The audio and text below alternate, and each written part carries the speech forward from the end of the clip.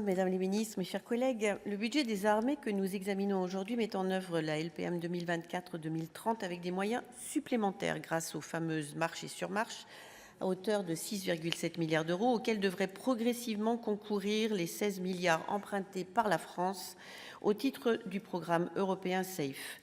Cette hausse est d'autant plus attendue que la LPM avait été calculée au plus juste. Elle peut apparaître considérable en ces temps de disette budgétaire, mais je rappellerai par exemple que le budget de la défense de notre voisin allemand augmentera de près de 32 milliards d'euros en 2026 pour atteindre 108,2 milliards.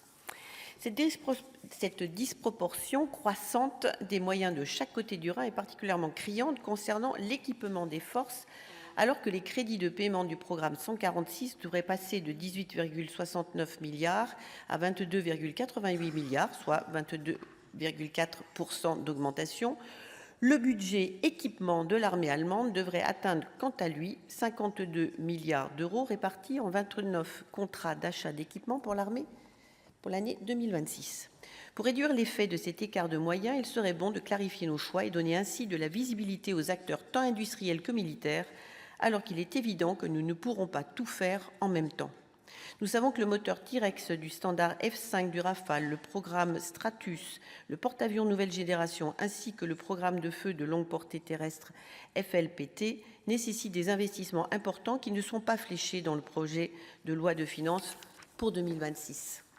Par ailleurs, des acquisitions sont prévues, parmi lesquelles de nombreux objets structurants, un FDI, 2 Rafale, 2 Saab Globalize suédois, 4 SAMT NG, 350 Serval, ainsi que de nombreux consommables, lots de bombes ASSM, missiles anti-chars, MTO et drones.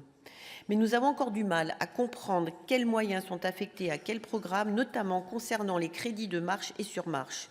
Ce souci est partagé par de nombreux industriels auditionnés qui ont été confrontés en début d'année 2025 aux arrêts des paiements et au report de commandes, puis à l'allongement des délais de paiement.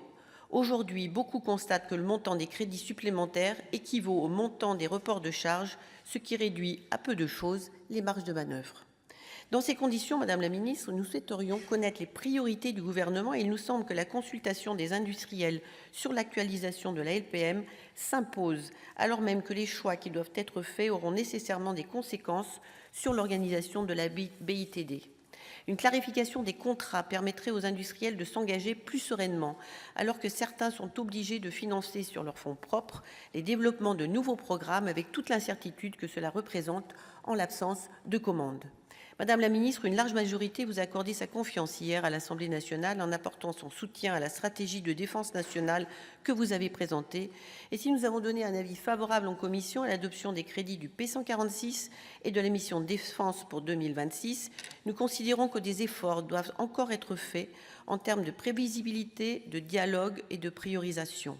Nous espérons que les débats sur l'actualisation de la LPM permettront d'avancer dans cette direction. Je vous remercie. Je vous remercie. La parole est à Monsieur Hugues Saury, rapporteur pour avis de la